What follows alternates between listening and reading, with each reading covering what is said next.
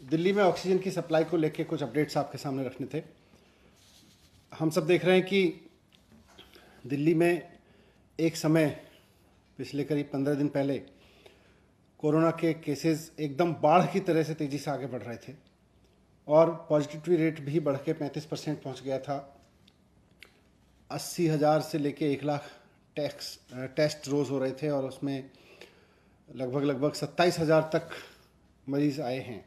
27-28,000 तक पेशेंट्स की संख्या रही है दिल्ली में, वो भी अब घट के नीचे आ गई है।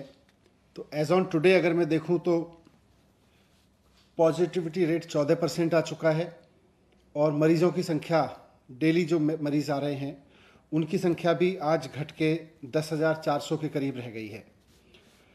तो केसेस तेज़ी से कम हुए हैं। जितनी तेज़ी से केसेस बढ़े थे उतनी तेज़ी से दिल्ली में ऑक्सीजन की डिमांड भी बढ़ी थी, ऑक्सीजन की ज़रूरत भी बढ़ी थी। और अब जबकि केसेस तेज़ी से नीचे आए हैं तो अस्पतालों में बेड्स भी खाली हुए हैं और ऑक्सीजन की डिमांड में भी कमी आई है।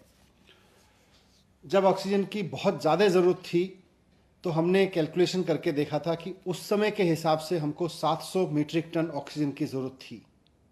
Number of patients, number of cases in hospitals, bed occupancy, इन सबको कैलकुलेट करते हुए हमें 700 मीट्रिक टन की ज़रूरत थी।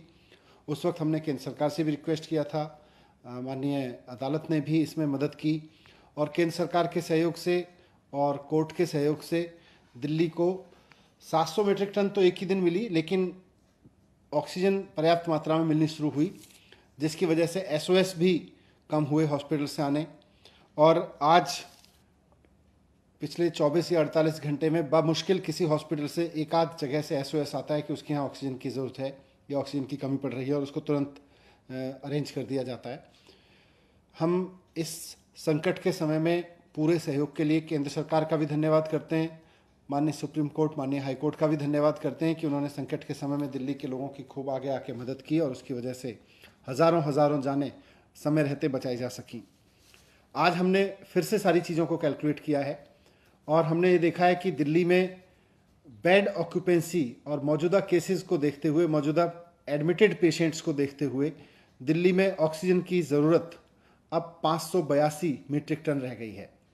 तो आज हमने केंद्र सरकार को चिट्ठी लिखी है कि 700 की जगह अब दिल्ली का काम 582 मीट्रिक टन में चल जाएगा और हमें जो एक्स्ट्रा ऑक्सीजन मिल रही है इससे ऊपर, जो दिल्ली का कोटा 590 है उससे ऊपर मिल रही है, उसमें से एक बड़ा हिस्सा अब अन्य राज्यों को, ज़रूरतमंद राज्यों को दिया जा सकता है। एक जिम्मेदार सरकार होने के नाते हमने केंद्र सरकार को ये इन्फॉर्म कर दिया है कि दिल्ली की ऑक्सीजन की नीड अब कैलकुलेट होके 582 मीट्रिक टन पे आ गई है।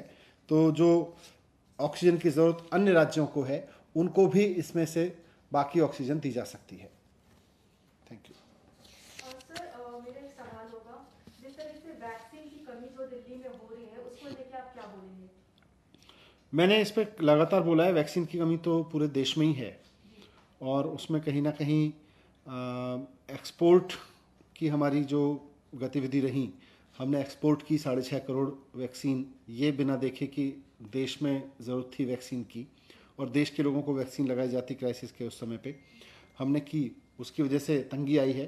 पर मुझे उम्मीद है कि केंद्र सरकार देश की कंपनियों के साथ मिलके इसके प्रोडक्शन को भी मैनीफोल्ड बढ़ाने के लिए कुछ कदम उठाएगी और साथ साथ जो विदेशों में जिनकी वैक्सीन अप्रूव की है उसको भी करेगी। बाकी लेटेस्ट अपडेट हम देते रहते हैं उस पर। सर, बीजेपी पार्टी वहीं पे दिल्ली गवर्नमेंट को एक्यूज की है वैक्सीन पॉलिटिक्स के ऊपर, उस पर क्या कहेंगे सर आप? वैक्सीन पॉलिटिक्स हो या ना हो, लेकिन वैक्सीन की शॉर्टेज है और उस शॉर्टेज की जिम्मेदारी लेनी चाहिए कि अगर एक्सपोर्ट रोक दिया होता तो वैक्सीन शॉर्टेज नहीं होती। सर, मेरा आखिरी सवाल होगा, जो कोविड से जो ऑर्गन्स है उसके लिए क्या प्लान किया गया है? दिल्ली गवर्नमेंट ने क्या प्लान किया है सर उसको लेकर? उसके लिए हमारे डीसीपीसीआर और चाइल्ड वेलफेयर डिपार्टमेंट काम कर रहे हैं।